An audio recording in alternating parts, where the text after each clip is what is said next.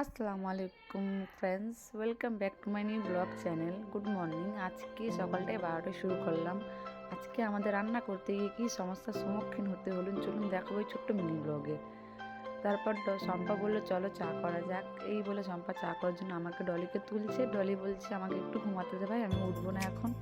তারপর শম্পা বললো ঠিক আছে আমি চাই করছি। তারপর শম্পা চা করলো। চা করা ফিনিশ করে তারপর নিজেই বললো ঠিক আছে তোরা যখন শুয়ে আছিস চাটাই আমি না দিচ্ছি।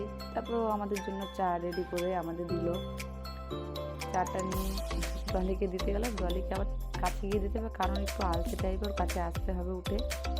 তারপরে তিনজনে চা খেতে বসলাম। আর চা না খেলে সকাল কারোই শুরু হয় না। আর তুমি ডলিকে দেখতে পারো পাগলের মতো বসে রয়েছে।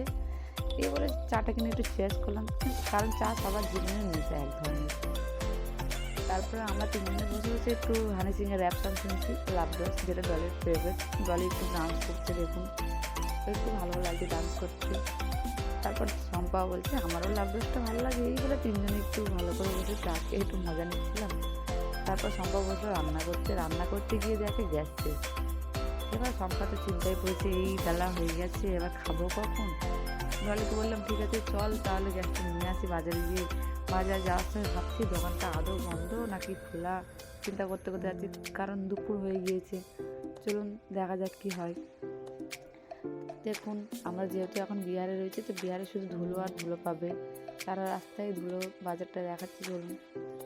তারপর গেলাম গ্যাসের দোকানে। ফাইনালি গ্যাসটা ভরছে, গিয়ে রান্না হলেই খাবো। দেখতে পাচ্ছেন গ্যাসের দোকানে একটা ছেলে রয়েছে, খুব কিউট মতো আছে, দেখুন জুম করে দেখাচ্ছি।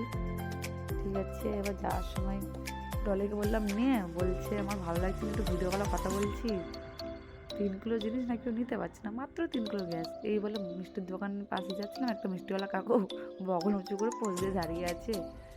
বললো ডলি এবার বলছে তুই নে ভাই, আমি আর পারছি না, 3 কিলো গ্যাস আর পারবে না বলে আমার সাথে একটু পাইতালি মারতে মারতে আমার দুজনে যাচ্ছে। ফাইনালি রুমে চলে এলাম। এবার তাড়াতাড়ি গ্যাসটাকে বসিয়ে